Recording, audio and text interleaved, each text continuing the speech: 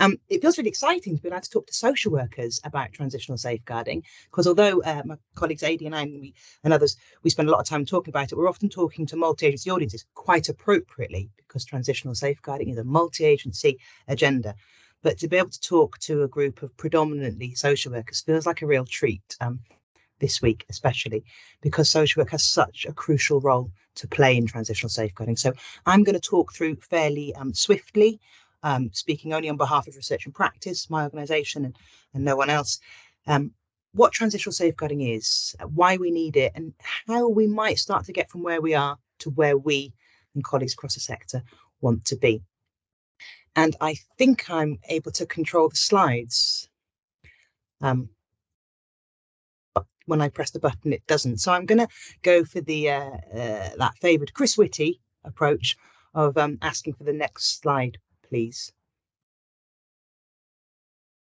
And the slides have just disappeared for me. So I there we are again. Just want to check if I could ask them to be moved.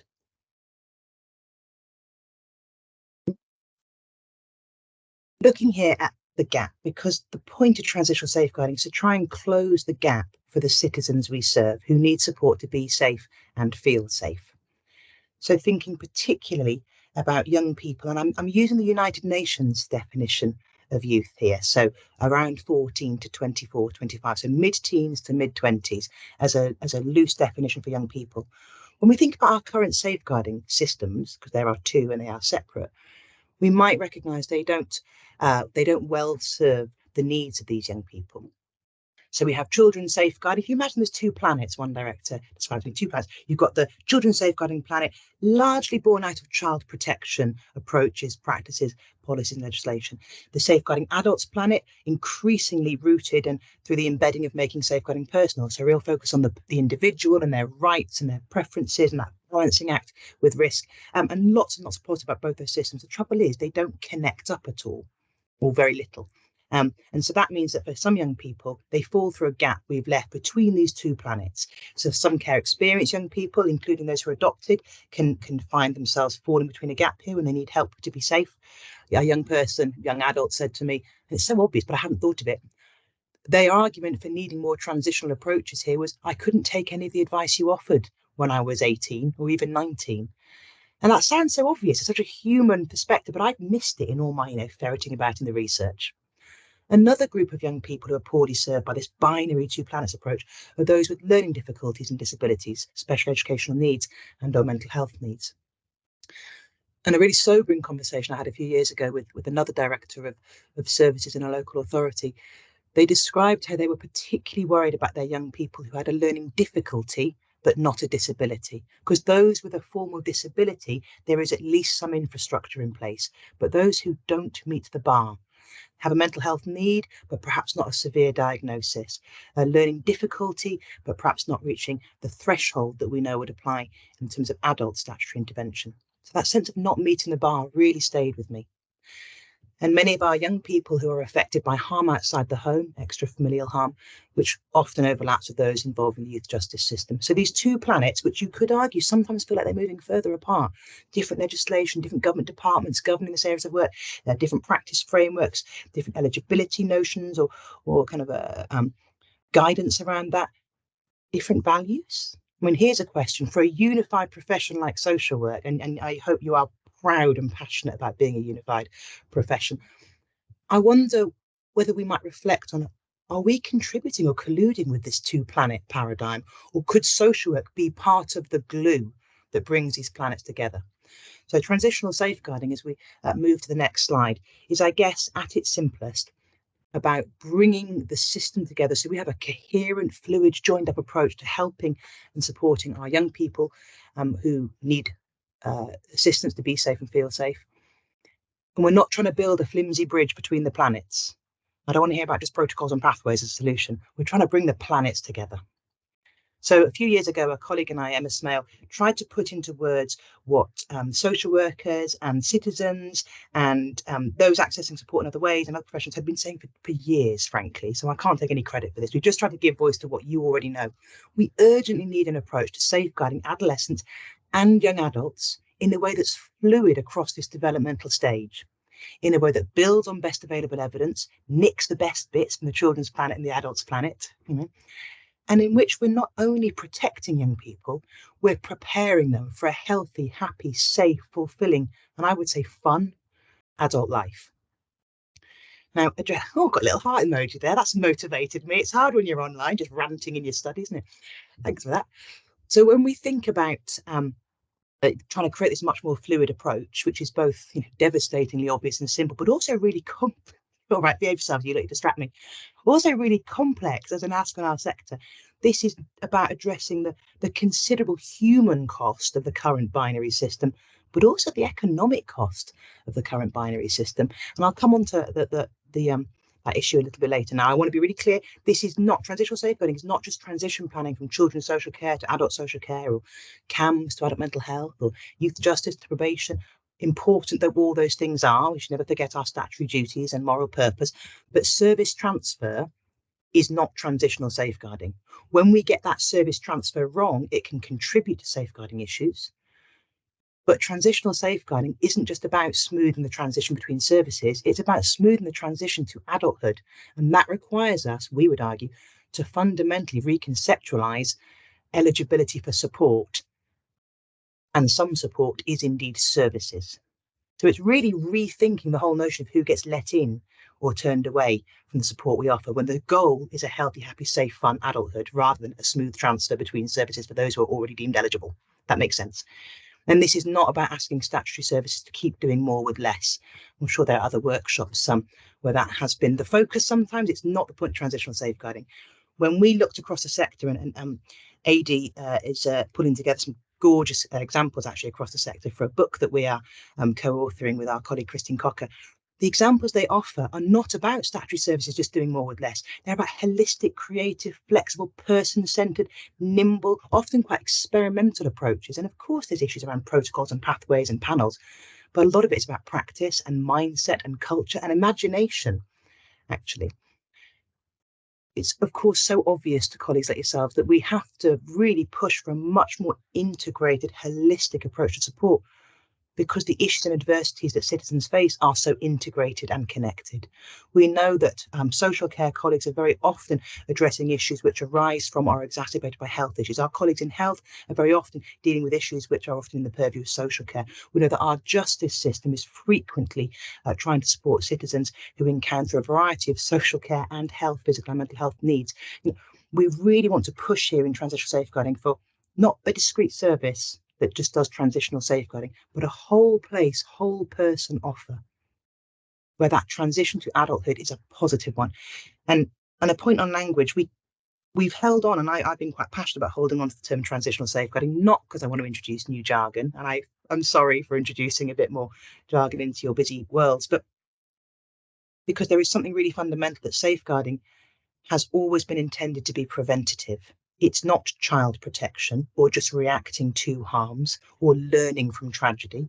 It's the creating conditions in which citizens can feel safe and be safe. And where they have not been safe, we mitigate the impact and help them repair and recover from that harm and trauma. So calling it safeguarding, not because we mean statutory safeguarding, but because safeguarding is a verb. It's an act we undertake, a thing we do when our citizen safety is undermined. It's not a noun. It's not a team you send people to, a destination or threshold to be reached. Sometimes you hear that, and colleagues working in adult social care will, I'm sure, recognise this. You might hear that safeguarding as noun language. That's not safeguarding, because DES hasn't got formally defined care and support needs. When did we last hear safeguarding being used as a noun? It was when we didn't understand child sexual exploitation a decade or so ago. That's not safeguarding because Des says he's her boyfriend. That's not safeguarding because it didn't happen in the family home. We were painfully wrong, weren't we, colleagues? Safeguarding is not a noun, it is always a verb, and no one knows that better than social workers, in my experience. So it's why it's such a privilege to be talking to you. And it's important that we emphasise as well, transitional safeguarding is not simply about practitioners doing more or having a new knowledge and skill statement or passing a new exam. We can have a different debate about that as a change mechanism. Transitional safeguarding is about systems leadership. And systems leadership is the kind of approach you need when the issue you're trying to address is complex, volatile, ambiguous, like this. There's some lovely work by Deborah Garte and colleagues that I draw on a lot, and they talk about systems leadership as having some key characteristics. And I reckon Social workers, at their best, exhibit these characteristics, whether they're in direct practice or whether they're top brass in the most senior roles. You don't have to be an organisational leader to be a systems leader. Systems leadership is collective. It's a team sport. We do it together. When you're part of a team around a child, when you're part of a multidisciplinary discussion around an adult, when you're pushing for that kind of partnership, collective endeavour, you're doing systems leadership. It's not a solo sport, it's a team sport. Secondly, they argue that systems leadership is participative. It's again, a doing word. It involves you rolling your sleeves up, taking a risk, breaking a sweat, putting your back into it, and other sort of physiological metaphors. It's not warm words, performative leadership behind a lectern. It's a doing word. And thirdly, crucially, systems leadership is by definition about boundary spanning. Spanning those, there's often quite arbitrary boundaries between geographical areas, between under and over 18s, between adult and child social work, or mental health social work and other forms of social work. Epistemological boundaries, we want to get nerdy, thinking about how we span the boundary between expertise from lived experience and expertise from practice and expertise from research. So really thinking as systems leaders feels key to transitional safeguarding and is absolutely the bread and butter of good social workers, of course. And as we move to the next slide, I just want to sort of fairly succinctly talk through the key principles of transitional safeguarding, because it's not a model. There's no license. I don't get to the end and try and get you to buy a license off us. There are 6 key principles that we've developed over time that different local areas are applying according to their context. So number 1, be evidence informed. If you, in your local system, in your local partnership, in your organisation, want to think about developing a more transitional safeguarding approach, what's your evidence? What does research tell you? We can help with that. What does your local data tell you? What do your practitioners, students and leaders understand? What do your citizens say about who's getting turned away and at what cost on their 18th birthday? In the middle there, 3 core pillars. Transitional safeguarding is inextricably linked to contextual safeguarding. Shout out to my friend and colleague, Professor Carleen Thurman. Link at the bottom. I'm not on commission. Contextual safeguarding demands that we think about not just the individual, AD's choices and risk-taking, but the spaces, place and context in which AD is more or less safe. The role of communities, local businesses, stewards of public spaces, where we see communities not as passive recipients of safeguarding intervention, but as part of the partnership. We make spaces and places and context safer. That's really key to transitional safeguarding. Of course, we want to ensure that the system is developmentally informed. You might be working with someone who's 18 in 3 days and therefore legally an adult, but you know them. You know what they need is a high degree of trauma-attuned protective capacity. You might be working with someone who's 15 and a half and technically they don't have presumed capacity and they're not an adult, but you know them. And you know that what they need is as much voice and choice and power as you can possibly accommodate in your work. No one, in my experience, is better at doing that than social workers. I don't need to dwell on this, given the audience I'm talking to, but transitional safeguarding is about relational approaches, person-centred, rights-based, capacity-building, trauma-attuned practice. The 5th principle there, again, the bread and butter of social workers and students like yourselves, transitional safeguarding unapologetically attends to equity, equality, diversity and inclusion. You aren't doing safeguarding if you're not thinking about those issues. They're 2 sides of the same coin. And sometimes we have to confront the painful truth that not only are some minoritized groups encountering greater risk, but the things we do under the guise of safeguarding can compound and reinforce that inequity, oppression and marginalization. That's hard to bear. No profession is braver than social work at confronting that and interrogating it. And all the way through it, of course, like a stick of rock, transitional safeguarding is participative. We design it with young people and those who care about them, not for them, and we don't do to them. You'll have to bust a few myths and misconceptions perhaps along the way. You may already be doing this, as the next slide shows. You might sometimes find that a colleague responds by saying, well, if an adult doesn't want support, they're over 18, we can't possibly act. Well, we don't walk away. My learned colleague A.D. Cooper and folks have written a great myth-busting guide on this. If someone says they don't want safeguarding intervention, you don't go, oh, terrific. That's done some good gatekeeping for my team. You ask why. You exercise tenacious, curious, relationship-based approaches. We think about safeguarding as a verb, an act of moral purpose. Sometimes you might hear people, especially if they don't know the Care Act very well, and too many of us on the children's side do not know the Care Act very well. You might sometimes hear people saying, well, the Care Act won't let us work with a person over 18 unless they have formally defined care and support needs. Simply not true. The Care Act tells us who we must support, not who we can support. Resources might be constricting us, culture might be constricting us, but the law is a really good bit of legislation. And alongside the emphasis on eligibility criteria, the Care Act urges all of us to prevent, reduce, and delay care and support needs emerging, to think about well-being of all adults. The law is absolutely flexible enough to enable transitional safeguarding. And of course, not all support to be safe is statutory safeguarding with a capital S anyway. Sometimes you might hear people saying, well, yes, but in the eyes of the law, they're an adult at 18. Well, actually, the law is much more nuanced than that. And the law changes at all different points in time.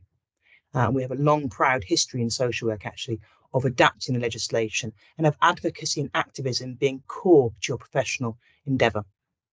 And you might sometimes hear this, I don't hear it very often these days, but back in 2018, you get a little bit of a, well, we can't afford to do anything different. But as the next slide shows, we can't afford not to, because the current binary two planets approach is remarkably poor value for money. When we walk away from a young person or close their case at the age of 18 or 17 and a half or 17 in 364 days, they don't suddenly stop costing the public purse money, to use that horribly inelegant expression. They tip up in our mental health population, our homelessness population, our substance abuse population. They go to the only service with no waiting list, the prison service. They have their own children. They wind back up on the desk of children's social work teams. I'm old enough to remember an idea called Total Place. One or two of you might be as well. We never enacted it, but if we had, we'd have seen that when we think about the whole person across their life course, the idea of closing a case because of a birthday doesn't make economic sense, as well as not always making moral sense. And of course, our voluntary sector colleagues who offer so much to the general, and you're going to hear in a moment about that. If we want our voluntary sector colleagues and community groups and grassroots organisations to create and offer that fluidity, we've got to fund it. We've got to create the conditions in which those organisations can offer that sense of less binary and more transitional support. And we know that the earlier we act, the more we intervene in a preventative way for those young adults, for example, the more chance that we can avoid the cost of later intervention. Later intervention is usually more expensive and is usually more intrusive. So what's good for the human being tends to be good for the taxpayer, in my view. So really think about this as a money argument as much as a moral one. And moving to the next slide, I just wanted to share really briefly some local areas. I've popped a few logos there. Sorry if I've missed you off when you're working hard on this. We've just been so impressed by local areas and partnerships pushing on this agenda with no national leadership. No one's given them extra funding or anything like that. But what local areas are doing is recognising that so much of our system is already more transitional. Special educational needs, care leaver entitlements, young carers entitlements, mental health commissioning. It's weird that safeguarding is still so binary, over, under 18, two planets. So addressing that, we can draw down some of the best of our practice in safeguarding adults, that rights-based, person-centred approach. It's perfect for working with teenagers. And in fact, our colleague Christine Cocker and Ada and Fiona Bateman and I have written an article about adapting making safeguarding personal for teenagers. There's some cracking activity happening, often led by social workers, in our work with teenagers, things like contextual safeguarding. How do we draw on that and bring it up to our work with adults? It's a really clear fit. And there's so many opportunities in our rather complex, fast-moving sector that we're in. Integrated care systems and boards, changes to probation, children's social care review, LPS, all sorts of things going on. And rather than see them as an extra burden, I think all those moving parts, they offer an opportunity for us to lean into this agenda, to really think imaginatively about what transitional safeguarding could offer. And on my next and final slide, if this feels really big and scary, don't be. Social workers are natural change agents.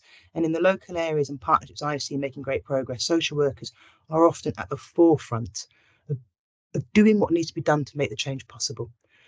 We're seeing examples where local areas are really, they're working on unlearning. You know, innovation doesn't mean a task and finish group where we focus on the job roles and the lanyards. Thinking, no, innovation means we imagine, we experiment, we create, we fail sometimes. When local leaders really get it, and I have to say that those very senior leaders who have a social work background and public health, to be fair, are often very skilled at getting the transitional safeguarding agenda and leading it from the front with real passion. Local areas that understand communities are part of the partnership. they've been really, really impressive. And again, that chimes for me so clearly with social work values around co-production and participation and rights-based approaches.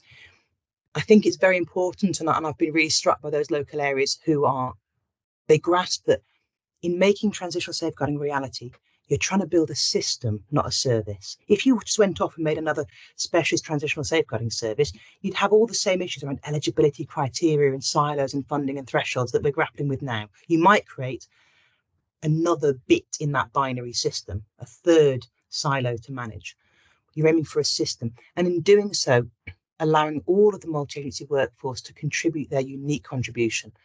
And Christine and Adi did a really interesting bit of work talking to practice leads in social work. And it was so clear they had so much to offer each other. And that's just within social work to this agenda.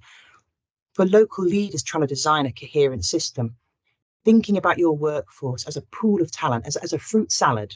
Someone wiser than me once said, you've got to aim for a salad, not a soup. You want to be able to see the uniquely important contribution that social work makes, which is different to youth work, which is different to probation, which is different to mental health colleagues. And everyone's got their role to play. And it's a salad that comes together in harmony, not a blended up soup where no one feels clear what their specialism is.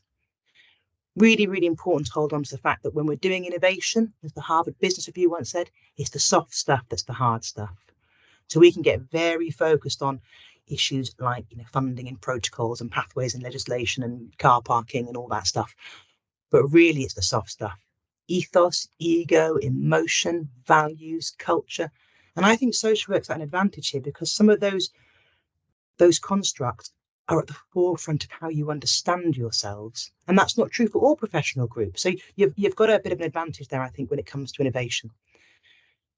And building that local case for change. If you're working in a local area system where you've heard there's some interest in transitional safeguarding, elbows out, start to contribute. The knowledge you gather, whether you're a student and are still immersed in theory, which is such a bonus to a workforce team, whether you're in practice and you're really rooted in communities and citizens' needs, or whether you're in a leadership role driving change, social work has a uniquely important contribution to make to making the case for change, to landing ethical innovation, and to putting citizens' needs and rights first and foremost. And I think that social workers understand better than most that safeguarding is a verb, not a noun. So I hope it is something that we can do together. I think there's a little slide for me with some contact details, but don't worry about that. I'm going to hand over to someone I'm really excited to hear from now. So I'll shut up. Thanks, folks. Thanks, Des. I feel like I could listen to you talk about transitional safeguarding all day. I always forgot I'm having to present after you. That was great. Thank you. So I'm Fran Carpenter. I'm a social worker and head of client services for an organisation called the Oasis Project, and we're a charity in Brighton. We started off delivering substance misuse support for women. And over the 25 years, we've really expanded to work with children and families through creche and therapy services for children affected by parental substance use. We do specialist work with sex workers and mothers who have had their children removed from their care. And I'm also a member of the Social Work England National Advisory Forum.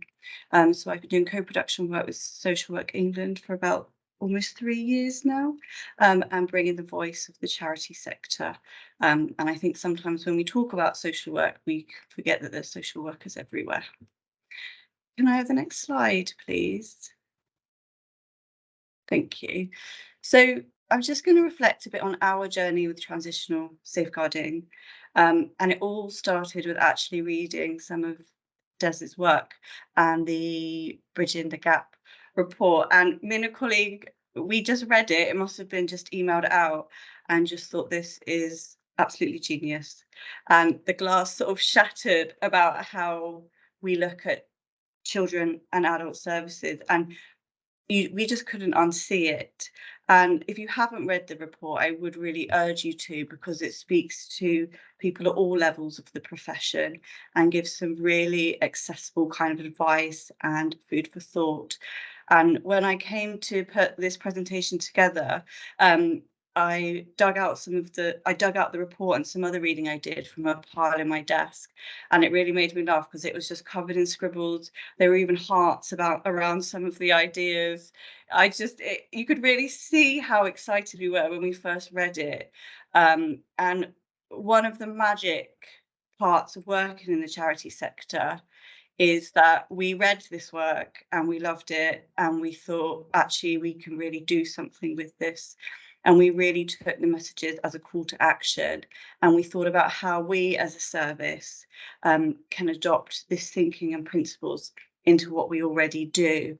And it wasn't about we're going to look for new funding or we're going to start from scratch. We really drew on the resources that we had, and just did some creative thinking, really. And in quite a short space of time, it's really progressed. So can I have the next slide, please? And I'll show you what our service looks like now. So pre kind of awareness of transitional safeguarding, what we have had is a transition pathway for young people who are 17 3/4 and are about to leave youth substance misuse services, which are within the local authority. And we have a prioritised referral pathway to come and access adult treatment with us. But what that looks like is, on your 18th birthday, you come into our service and access everything that everybody else does. You come to the same groups with women who are, up to sort of 70 years of age, with maybe substance misuse over 40 years. You're in there with mothers, and you're all given in some way, a similar approaches to recovery. You're asked to participate in similar conversations, and your kind of treatment routes are the same. And what we did with transitional safeguarding when we looked at it is really looked at the age group. For us, it was 18 to 25, and thought, actually, what we are doing, whilst it's a great support, it's not really going to meet their needs, is it? And what are we missing here? So what we now have is the prioritised referral pathway. We've still got that. And like Des mentioned, it's what is one part of this, but it's not all we do now. So we have a specialist part of our service called Hope, and that was named through a social media campaign. And we provide targeted support for 18 to 25-year-olds outside of the mainstream treatment offer. So while we started off just delivering this support to women, we've managed to find ways to expand our eligibility criteria. So we work with people of all genders who are new to treatment. So this is the first time they're accessing substance misuse services. And we also work with young people in that age group who are care experienced. Our service isn't big enough. We don't have the capacity to offer it up to everyone. But we've thought carefully about where we can expand those services and who might benefit with our resources. We started off with just thinking about one staff member who, for some reason, much of the people that they were working with happened to be younger. And they had a real interest in this area of work. And we thought, right, let's just give you some time to really think about what the young people you're currently working with need, and how do we support you with your development to continue this work. So we started off with one staff member. We now have about 2.5 working on the Hope service, delivering drug and alcohol support. And we're just about to launch a therapy service with psychotherapists providing support to young people alongside their substance misuse treatment. We also have an organisational commitment to gaining knowledge and understanding of the needs and wants of this age group. So we're not going into this going, we know what you need. We've gone into this going, oh gosh, we don't know what you need, do we? Because we weren't giving it to you. Let's go on this journey together. And we're really listening to the young people that are accessing the service. And we're making an organisational commitment to adapt our practices to meet the needs of the age group. and the practitioners who are working with those young people. Because, and I'll speak a bit about the challenges in a moment, but it's not easy taking on something new. And again, that's a journey, and we really do need to think about how we support the staff doing that work, both internally, but also, you know, where this is new, the bigger systems are still working as they were, and how do we navigate that through our approach to transitional safeguarding? We have internally redesigned our risk management structures. So we've always had a children's safeguarding policy and an adult safeguarding policy. Very different because the legislation is very different. And actually what we've done is we've made a note in both of them for this age group to cross-read both policies. And it's just culturally bringing in that thinking, because it won't mean that we can follow different processes because they are outside of our control, but it means that staff, when they are following processes, can start to think through the transitional lens, and they might be able to use that approach when they're advocating. And we have a weekly risk management meeting that we hold for different elements of our service. And we recognise that young people, when they were being brought, they were being lost. All the responses that were being given were the same responses as we do for everyone. So we've created a third space where actually we can really dedicate our thinking, and as a small group, have opportunity to think creatively, sort of through this lens. And I think where we're learning how to do it, that space is really helpful for us. And I'm really pleased to say that, you know, from the work that we were doing, we have managed to source additional funding. And actually, from a very tenacious CEO, we made sure that that funding for the transitional service came both from children and family directorates and from adult directorates. So we sort of went in there saying, you know, you both need to fund this. Otherwise, we would have just been stuck in the middle. And it was, I guess that's part of us championing this approach. Can I have the next slide? Thank you. So I'll talk a little bit about the challenges and learning kind of that we are feeling on this journey. And firstly, you know, needing to think outside of these binary embedded structures, it requires energy and thinking. And I'm sure, you know, the social work profession and the charity sector, you know, we're all a bit exhausted, even pre-pandemic. And there are a lot of big challenges that we're all facing.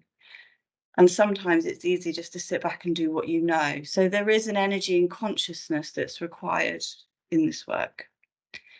And the more attention we pay to this work, and the more we're sort of opening our eyes and being curious about it, the more what we're seeing is quite difficult to see and to feel. You know, in social work, it can be difficult anyway,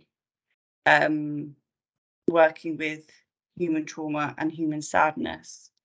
And then to really take a look and see that the systems that we are part of and believe in and have been trained and institutionalized in are kind of really failing the needs of these young people can be quite difficult to, you know, to experience. And we often feel, and staff feel it individually, and we feel it as an organisation, that, oh no, now that we've identified this risk, are we left holding it? In terms of drug and alcohol patterns, what we recognise, a lot of recovery models are based on the concept of sort of somebody's hit rock bottom, and that's their motivating point for change. And drug and alcohol adult services are based around an abstinence agenda. So, you know, the person's goal, you know, is to reach sobriety, you know, forever. You know, that's what our interventions are based on. And a lot of people may have experienced a lot of loss from drug and alcohol use, loss of relationships, loss of children, loss of homes, loss of jobs. And what we see with the young people is actually with making the change to drugs and alcohol, that's when the loss comes. Loss of peer, their peer network, loss of the cultural connection, loss of the ways that they get confidence to socialize. And asking a young person to make a change to something like that completely and make it for the rest of their life, that model of recovery it just doesn't work. So the toolbox that we're so used to using in drug and alcohol services, it doesn't meet the needs of the young people when we think about the patterns and the relationships that they might have with substances. And a lot more of the goals and the wishes are to reduce or, to like harm minimization, to just be safer, but they want many elements of their lives to continue as they are. And I think the challenges of feeling not able to fully respond to the needs of young people is difficult because we're recognizing that our toolbox isn't fit for purpose. We're recognizing all of these challenges, and then that feels difficult. And there is something around youth and innocence that I think can feed into that moral and ethical challenge that staff feel. We really sadly experienced a suicide of a young person, and we've experienced suicide in the service, unfortunately, and it really, we all feel it. But I really recognise that the staff team all kind of said individually they were so young. So with that sadness, everybody had reflected on the age, and that might not happen in all cases. Responding to and balancing concepts of vulnerability and empowerment, it's really difficult. One of the practitioners spoke to me about a young person who kind of their goal was to move out of their family home. That's part of their rites of passage. That's what they wanted to do. And the worker really wanted to support them and empower them with that, but then was left going, oh gosh, that might really increase that was a protective factor that the worker had identified. So it was balancing the empowerment alongside kind of the vulnerability. And I mentioned this earlier, but advocating kind of for the needs of the young people we're working with against the systems that aren't yet fit for purpose. And interestingly, we have found that GPs have been really successful to the outcomes.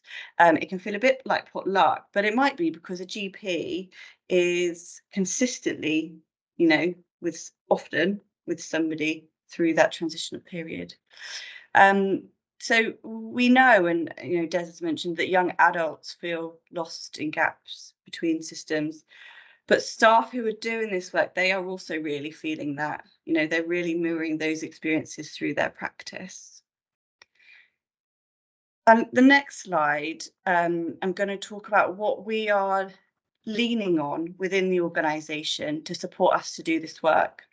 Now, this is me reflecting on us as Oasis Project, but I'd really invite you to think about maybe when I say some of the points or just this concept in general, your own practice, your own social work toolkit, your own organisations, your own colleagues, and think about what strengths that you have that could support to adopt some of this transitional thinking with your own work.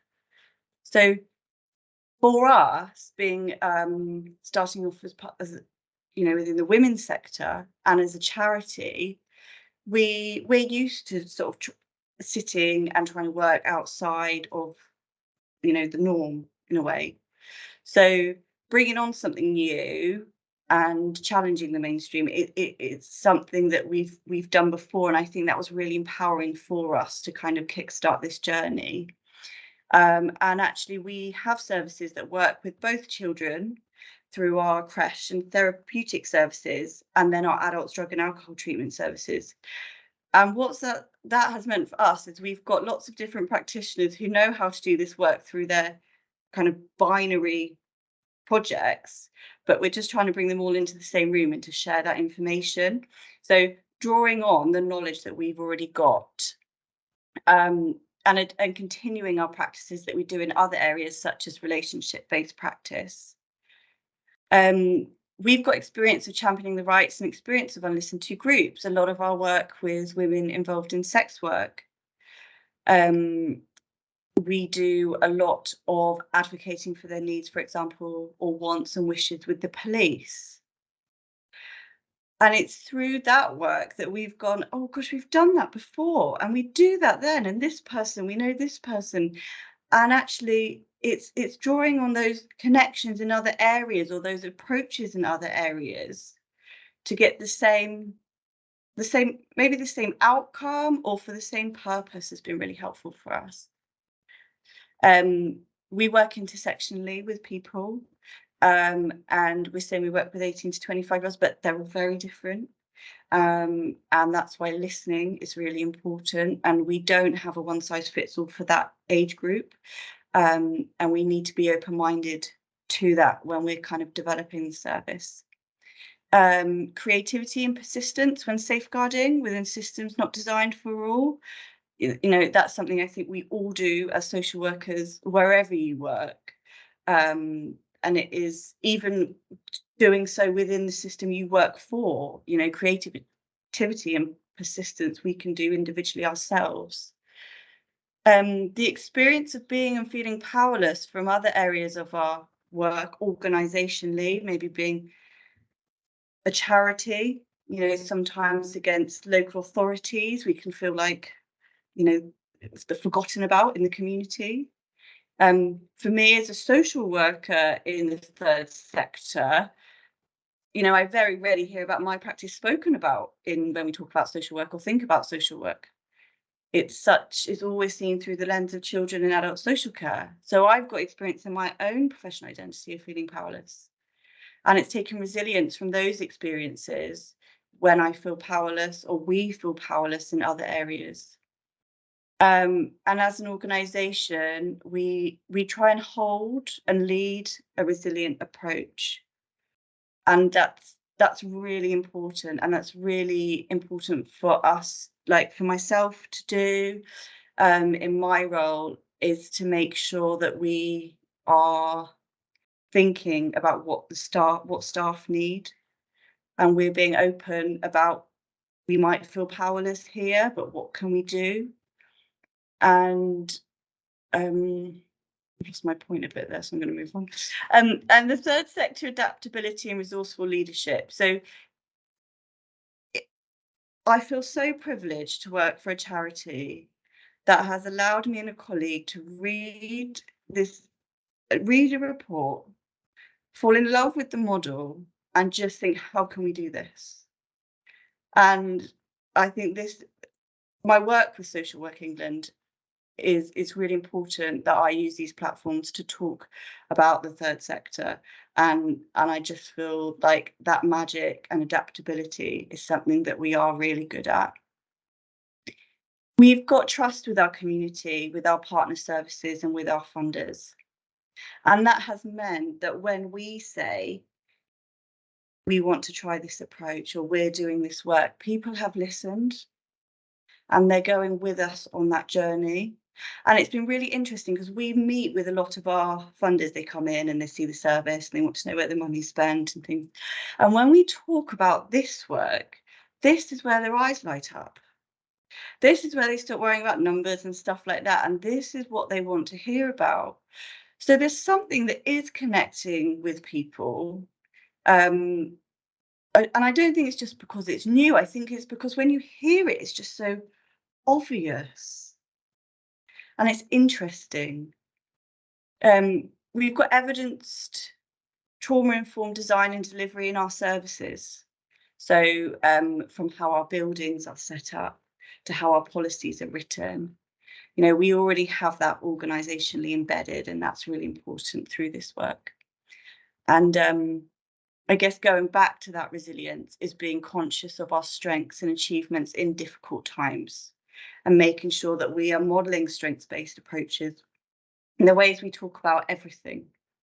And I think that's it's difficult when you're going on a journey with a concept, and there's not lots of best practice because it's new. There's not lots of examples of how to do it, or, you know, we're not following on from the local authority and doing what we're told.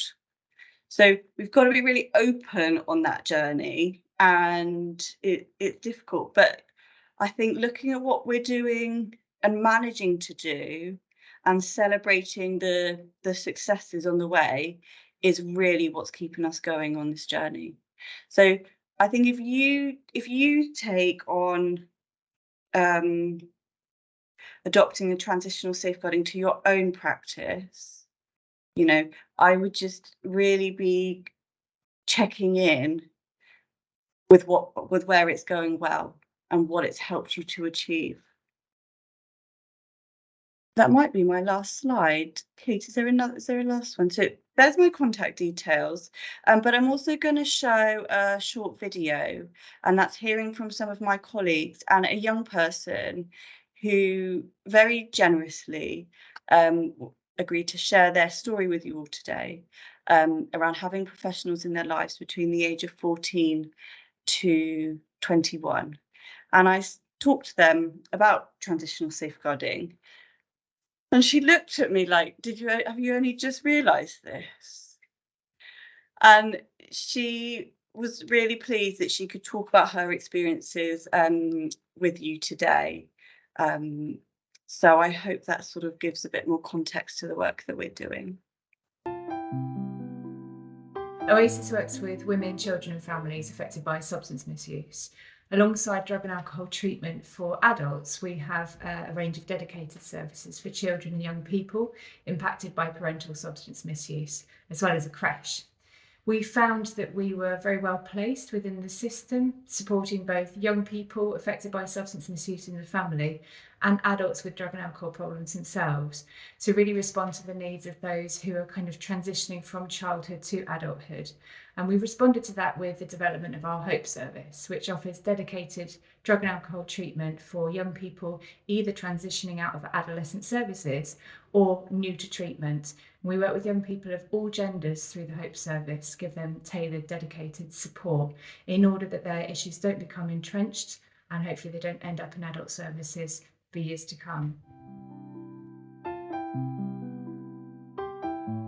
It can be difficult as it is seen as everybody's responsibility to safeguard children, but it's not the same when it comes to those over 18. When a person is over 18, the threshold for accessing adult services is a lot higher, and there is an expectation that they have full capacity to make decisions. That can lead to those who are under 18 to receive support from multiple agencies, which may be overwhelming, and those who are over 18 to receive no support. We need to protect young people's agency to make unwise decisions, even if they are under 18, as that's what being young is about. However, there also needs to be greater protection for those over 18, as harm does not stop when you turn 18. For adult safeguarding, there is often a greater focus on evidencing care and support needs, which may be hard to evidence. For example, if there are long wait times for assessing neurodivergency. This is why it's important to have dedicated support to this age group and focus on both transitional safeguarding and agency for the young person. At 16, it was difficult. Social services were involved for a little bit, and then after... What age was that? From the ages of 14 to 16. Around that time, I had a lot going on. For yourself or at home? Or? At home, for myself. I was very confused. I was using at that time as well. Substances? Using substances at that time. Drinking. So, I think at 16, I got to the point where I was completely shut off to engaging with any adults. I didn't want them in my life. I didn't know how to cope when I was younger. So drinking and drugs was the only thing that helped me, because I didn't know how to deal with everything that was going on. Felt a lot of pressure on me to talk about what was going on, and then that made me talk even less. So. Right. And did you ever feel that you were not listened to, or when you did speak, was there ever a time that you felt that professionals or adults, parents, were not listening to you if you did speak? Was there ever anything around the trust when you was talking? I think it's not the fact that I wasn't listened to. I found it very difficult to talk. I found it easier to not engage in the conversations that were involving my family, that were involving personal things. She would come in to school and I'd have to sit in a room and kind of just... That must have been difficult. It was difficult. I mean, again, she used to say to me like, "Oh, you can tell me what you're doing, what you're up to," and I won't tell anyone. And I thought, "You're lying." So I didn't have any trust in her. But what did you want to hear from professionals at that time? I didn't want to hear. I thought I just wanted to go to school, be a normal kid like everyone else, and not have like. I found it very overwhelming, I think, having so many people involved.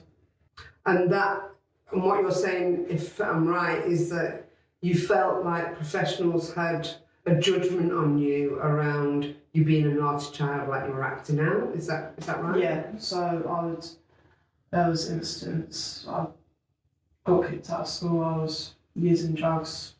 I'd not come home a few times.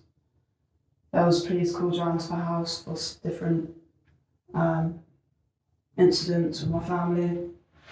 So I think, yeah, it was very chaotic, and Sure. I didn't want to engage with any professionals. I kind of wanted just to carry on doing what I was doing and be left alone. Sure. I think if there was any professional support, I think not to put too much pressure on me. And I think I had a lot of professionals say to me, like, "You can trust me" and stuff. First time that I met them, and also if I don't trust like my parents, then it kind of pushed me away even more, if that makes sense. Absolutely. And trust comes with time, doesn't it? Yeah, definitely. So to be able for a professional to say that on a first meeting, you can kind of leave you feeling quite uneasy, I guess. Yeah, it made me feel the opposite, to be honest. So how did things go from the age of 16 to 19? What other services were you involved with, if any? So I wasn't involved with any services at that time. I think I saw my doctor a few times for other medical reasons, nothing major. And she had always spoken to me about Oasis, but I wasn't in the place there to even like acknowledge that I had a problem. What happened for you during the ages of between 19 and where you are now? What's been going well for you? With professionals and services to get you to where you are today. So when I was 19, I came to Oasis. Because got to the point where I was pretty much. I felt like at the time I'd lost everything. I lost my job, lost complete no relationship with my family, my friends as well. It was having an impact on mental health. Completely went downhill. Just came to Oasis. From Oasis, I got put into inpatient detox. That was when I was 19. For just over a month, and that was really hard.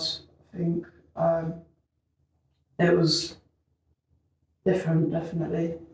Right. Coming out of that, I relapsed quite quickly. It was helpful though, because I came off of the drug that I went to get off. It's just when I relapsed, I relapsed with drink. Then disengaged with Oasis again for about a year, and then... Any other services or professionals involved with you at that time? No, so I had a bit of, my doctor was a little bit, because I was still coming off of the drug that I went into detox for. That took over a year, so she would call me and stuff. And then again, it was like, you need to go back to Oasis. So eventually I did. I think you've definitely helped me. Very straight up with me. You hold me accountable for things as well, which is good. And what does that do for you? It makes me realise what I'm doing, the reasons that I'm doing things, and makes me think about it rather than I've had a lot before where it's like, oh, it'll be alright, without really going into why I'm doing what I'm doing. That's definitely useful. And I guess gives you that level of responsibility. Yeah, taking responsibility for my actions. Yeah. And where would you say, in relation to from being 19 to now, what do you think's changed for you in that time? I think it's been very up and down in that couple of years, but where I'm at now, I'm in a better place now than I have been since I can remember, since before all the stuff that happened from the age of 10. From being the age of 10 to where you are now, you're saying some things have changed in your life. What do you think what's more prominent for you right now that you feel proud of? Well, at the moment I'm coming up to 5 months sober and Congratulations. drug-free as well. Amazing. And my head seems to be in an okay place.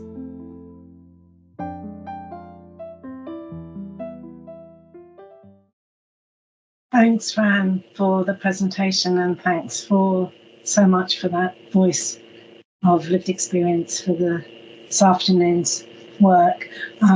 Really wonderful to see how inspired you were and how you took that forward from the work that's been done on transitional safeguarding. So I'm going to change the pitch a bit. So I'm Adi Cooper. I am very privileged to be a non-executive director on Social Work England's board. I'm a registered social worker. I have been for over 30 years, but I'm also involved in a lot of safeguarding adults work. I'm an independent chair of 2 safeguarding adults boards, and I work for the Local Government Association and the Association of Directors of Adult Social Services on something called sector-led improvement in safeguarding. And I have been working with Des for a few years about transitional safeguarding in various different roles. And I'm going to talk for a few minutes just about the role of social workers, which both Des and Fran have talked a lot about, but I'm going to try and pull it together a bit. If you go to the next slide, Kate, I'll just say what I'm going to talk about in the next 10 minutes or so. The kind of context we're working with, our practice and values, and where we can take that wherever we are in whatever roles and responsibilities that we have. So moving on to the next slide, and I have to give credit to Des for the thought behind this around rescuing babies, hating teenagers and blaming adults, because this slide is really about reflecting on the environment that we're working with and the way in which society does value people differently, and that does fundamentally affect how people see what we do. We use this slide in the workshops that Des talked about that I undertook with Christine Cocker in about 2018-19, just before COVID, and we wrote it up in an article in the British Journal of Social Work. We work with principal social workers and sort of leaders in children and adult social services across the country about transitional safeguarding and what they were doing. And in that work, we talked about how the ways in which society values people differently affects the vulnerability and eligibility for safeguarding intervention, and that there could be seen to be a sort of hierarchy of need, different attitudes towards risk, which is behind what's reflected then in legislation, social policy, regulation, inspection, education and training of social workers, etc., etc. So this context is about sort of naming the context within which we work. And I would say from an adult's perspective, having worked in adult social services for a long time, that whilst, and originally started off in children's social services, that whilst in children's social services, I think safeguarding children is very much threaded through anybody's work, any social work with children. It still remains a bit of a minority specialist interest often within adult social work, and that's also one of the things that's problematic when we're trying to bridge the gap, as Des has argued in her presentation and some of the work, well, all of the work that she's written around this. So just reflecting on the context and how that then we unconsciously internalize that in our work with young people, really. So moving on to the next slide, this is a slide again that comes from that piece of work that we did with practitioners. And what we asked them in those workshops was, well, if you had your senior managers and leaders here today, what would you say to them? And what was really fantastic and hugely inspirational is that people said, well, we want to do this, we want to do things differently, we want to innovate, we want to be able to work better across this gap, we want to minimise them, we want to recognise that there are different needs in that transition into adulthood, and we want to support them. We want to be given permission and be trusted to do this. And we did take this back to senior managers in a number of ways. Des, you'll remember I think it was the National Association of Directors of Children's Services where we presented some of this a few years ago. So, we have tried to take this back and talk to senior managers around this. And I think what it illustrates is that we do need this change at all levels, both in terms of what we do as frontline social workers, and I'll talk about that in a minute, but also what we need leaders and senior managers to do to support us to work differently. And I take Fran's point about the third sector, whether we work in statutory services or, as Fran alluded to and was very clear in the video, there's the support of the chief executive of her third sector charity work.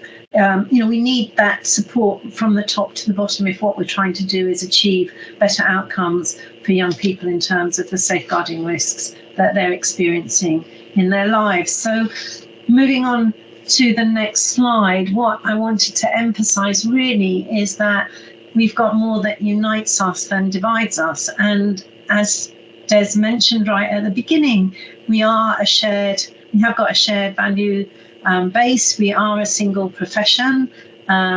This is a strength that we can bring into transitional safeguarding work.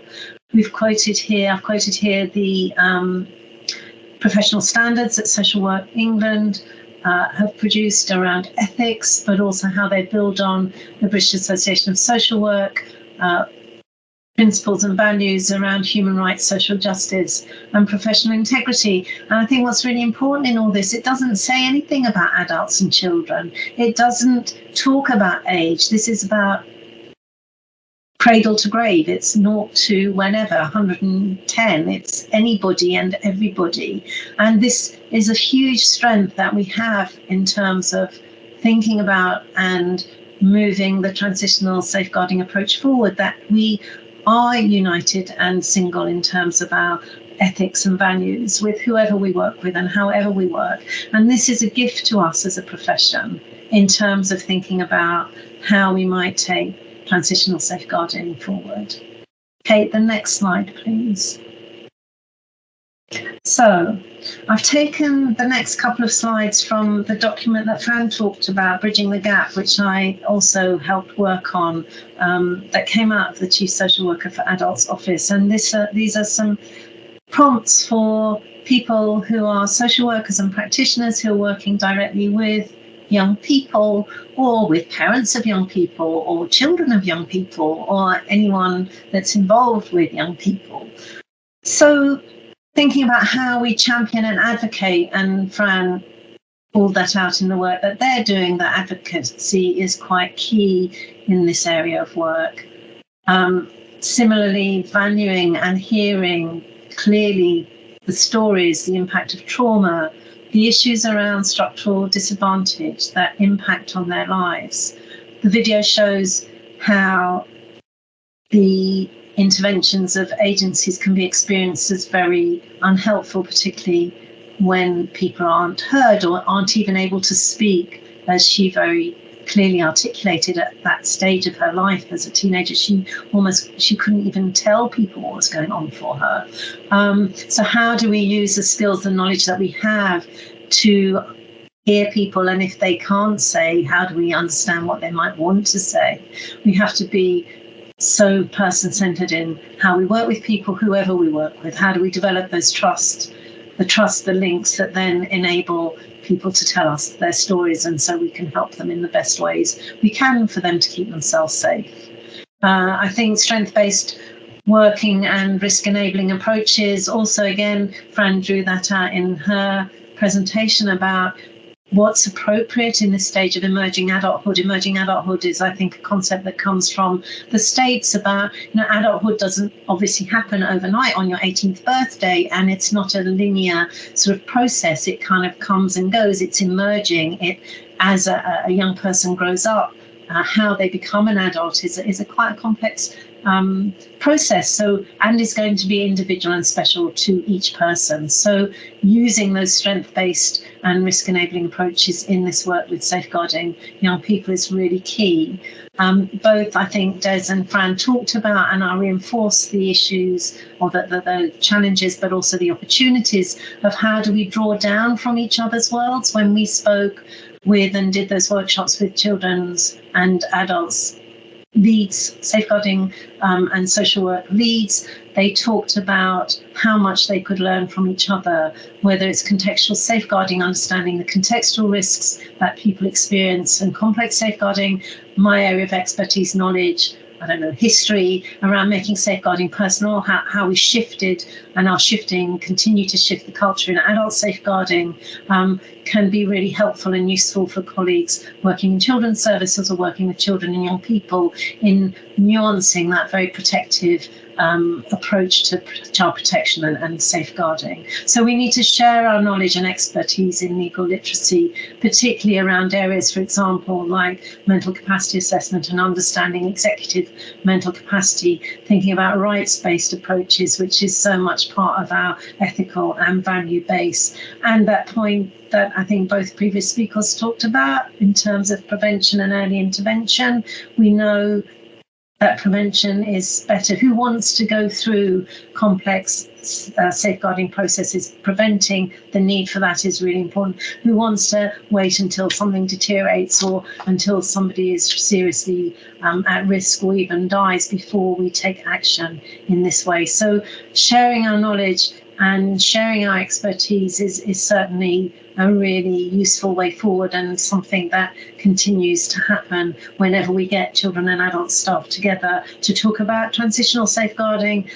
There's so much learning that can be achieved and that you can do hopefully wherever you work, and I'll come to that in a minute. So if we go on to the next slide, I wanted to also talk to those of us who aren't in direct practice but maybe supporting practice, like principal social workers, managers, supervisors, leaders, myself as a chair of a board, but also teachers, academics, students, that wherever we are, we can take on a leadership role. And again, this comes from Bridging the Gap with a whole load of suggestions around what people can do to support a transitional safeguarding approach. So Des talked about working across the boundaries, building alliances, that we model that collaboration, that we model. I try not to do anything on transitional safeguarding without a children's person next to me, because I don't want to be saying it has to come from one side or the other. It has to come together across that binary interface. So whatever boundaries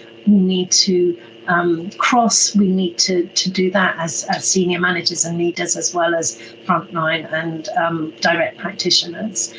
We have that role to support practitioners, to support that cultural change, to model the cultural change. We have the power to include young people in developing our policies and strategies. We can help build local capacity for service, for analysis and system redesign, and build the case for, that Des articulated, the case for change in terms of transitional safeguarding. So I think the point of these two slides is really to say, wherever you are, whatever you do, you can do something around taking this agenda forward. So my last slide before the ones all on resources is around some key messages for all of us, really. The first one is about challenging that binary children-adult divide wherever we are, whatever we do. The second one is about listening to and responding to what young people tell us. The third one is to really hold on to and promote and remember and use as a strength our social work values and use our power. I think it's very common to feel disempowered by the systems, by the structures, but to compare to the people we work with, we do have power as a social worker. And I think Fran has exemplified that hugely in terms of the power to create change and to make change. So my key message really for all of you in this session this afternoon is that wherever you are and whatever you do, you can change the practice and influence others to make changes in their practice, to make a difference. And for me, that's what I think drove me into social work and continues to keep sustaining me in social work. So I would like to leave you with that message. The final thing I'll say, and thank you for all the emojis, is that I've provided in the slides, but we don't necessarily have to go through them now, Kate. There's 5 slides from work that I've done compiling resources for you all on transitional safeguarding. So there's loads of things to watch and read. And when you get the slides, access to the slides, please make use of that. It's a resource that we're going to be able to put up, I hope, on the Local Government Association website and update it as more blogs and films and things get written about transitional safeguarding.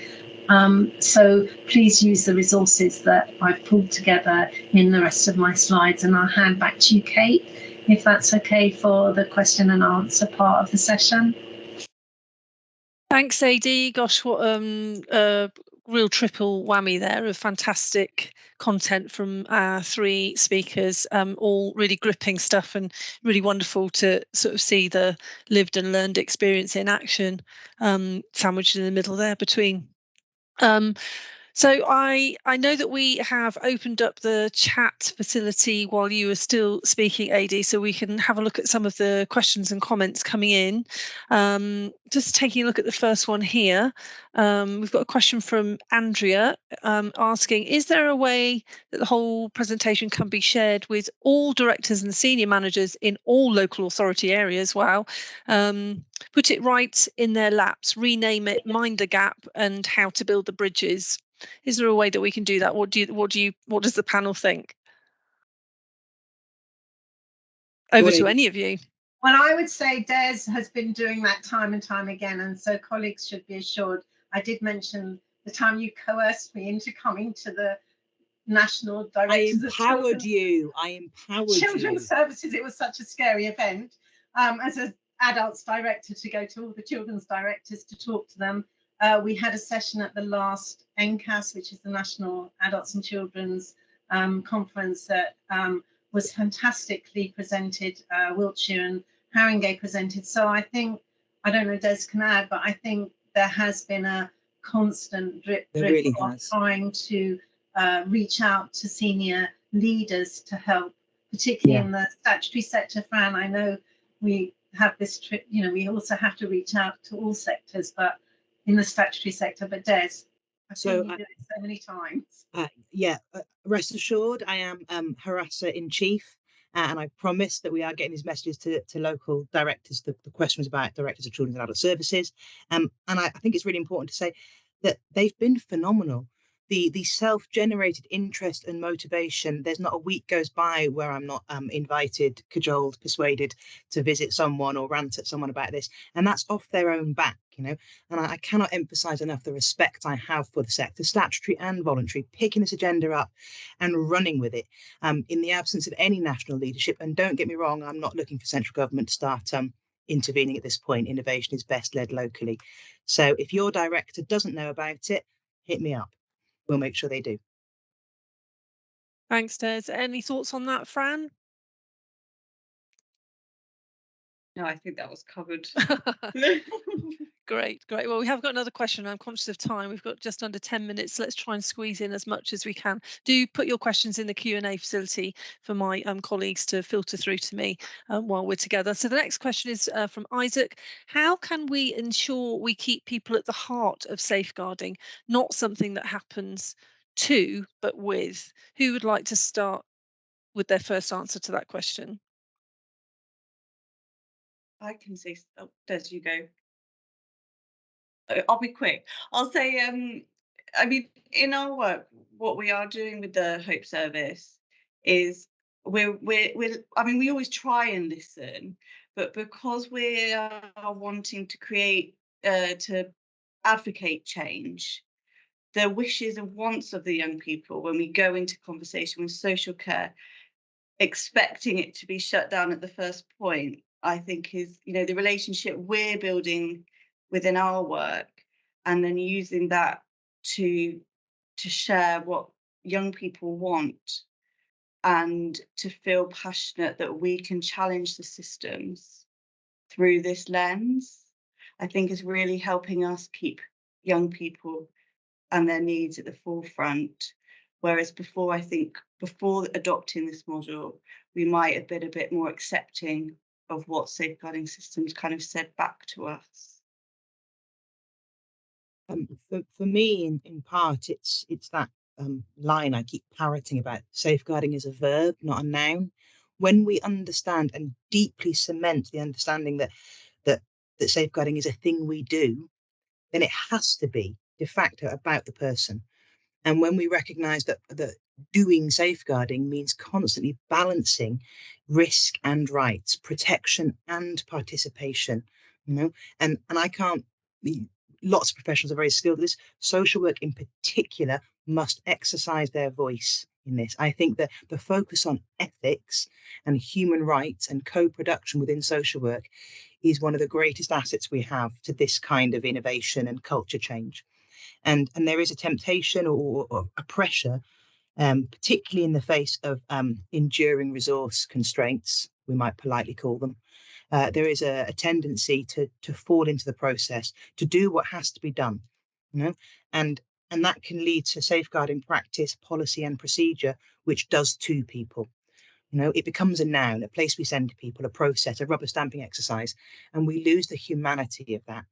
So in some, I guess I'm saying, not that we need to do something new, but the social work, amongst others, stand your ground, flex your muscles, hold on to all those things that AD said you are brilliant at. It's in your professional DNA. You keep people at the heart of safeguarding. And when it's not happening, call it out.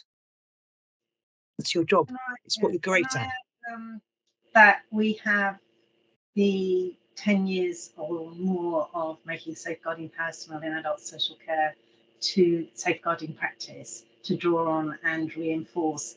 And it is in the Care Act, so it is our statutory duty to do with, not to. It's in the very different definition of safeguarding adults in the Care Act guidance. And so I would say, a making safeguarding personal approach is the one that ensures that the voice of that particular person is heard. It's person-centered, their needs and wishes, what's right for them, not what's right for the process or the organization or anything else. It's what's right for them that we need to be constantly reinforcing and recommitting ourselves to.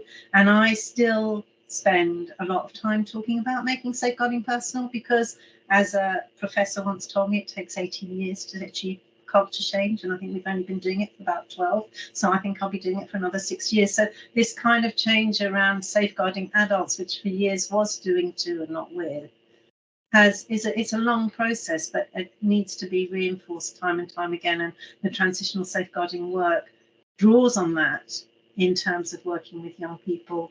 And if anyone's in any doubt, cite the legal frameworks. It's there in black and white. Thanks, AD. That's fantastic. Thank you to all three of you for answering that one. Next question. This is from someone called Deanna. Apologies, I don't know how to pronounce your name.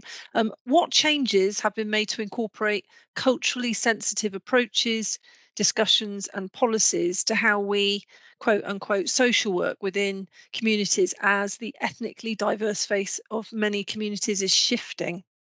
Who wants to go first with that one? I'll take a run at it, and then colleagues doing real work I want to come in. So it is a deliberate and conscious decision to foreground issues of equity, equality, diversity, and inclusion within transitional safeguarding, and that's partly about trying to integrate and incorporate within safeguarding discourse this idea of equity and inclusion, because sometimes we are inadvertently contributing to marginalisation or exclusionary practices under the guise of keeping people safe or managing risk. And we need to be brave about that and confront it. In some of the local areas that AD knows about that have been trying to progress this agenda, and I'll just give a shout out to colleagues in Haringey in particular, it's been core to how they think about the innovation. You know, when you serve a richly diverse community and they're really, really proud of the diversity of their community, you can't treat that as a separate issue. You have to integrate notions of diversity and inclusion within any of your innovation, within your safeguarding practices, within what you're trying to engage other partners in. Now, we have some difficulties in our sector. I'm being a little coded and polite there. It is very unfortunate that senior leadership does not represent the diversity of communities being served. However, within social work, it is to social work's credit that the practice workforce is diverse and often does reflect the community being served. I think that organisations, including, Social Work England and others in powerful positions, particularly against the current political backdrop, need to be as loud and proud and vociferous as possible about how representation and equity and diversity and justice, let's not shy away from the hard words, justice, need to be at the heart of what we do and what the point of us is. No good having an EDI strategy over here, which is disconnected from how you do safeguard, which is disconnected from your workforce development, which is disconnected from your performance profile. We are we, and it is all together. And one way in which we can disrupt that is by listening to communities, actively, proactively seeking seldom heard voices, or we might say often ignored voices, perhaps. And that's not just around ethnicity, but also faith groups, neurodiverse communities, issues around those who experience homophobia, transphobia, biphobia, really thinking broadly about who doesn't get heard, who doesn't have power, because the stories they tell us are some of the most compelling arguments for change we can ever hear. And who better than social work to provide a platform for those stories? Thanks, Des. That's brilliant. I think we've got time for one more question, if that's okay. So I'm just going to try and squeeze it in. So we have a question from a newly qualified social worker here who is doing their dissertation at the moment on extrafamilial harm and transitional safeguarding. So they're passionate about bringing this to their role, and they haven't given us their name, I'm afraid. But so their question is, as a soon-to-be newly qualified safeguarding social worker in adult services, how would you advise bringing transitional safeguarding to the attention of people who can do something about it? And I think this is the last question, so make it count. My first advice to you would be take all of the links that Adie's provided in her slides of resources, spend £1 on a box of biscuits and take them to your boss and say, as a leader, I'm hoping you'll set a great example and show us how you do your learning in public. Here's some really interesting things that you might want to watch, read, listen to, and interrogate. In my experience, leaders are interested. Great answer. Thanks, Des. So with just a minute to go, what I'm going to do is wrap things up now and say a big thank you to AD, Des and Fran for their time and their knowledge and their sharing today. Hope you've enjoyed the session. We have posted a link to the survey in the chat for you, so we'd love to know how you experienced today, what you thought worked well, and what you'd like to see in the future. So do just take a couple of minutes to complete that for us. And don't forget, if you came along today and you're a social worker, this counts as CPD, so make sure you capture it, talk about it, reflect on it, and upload it into your online account.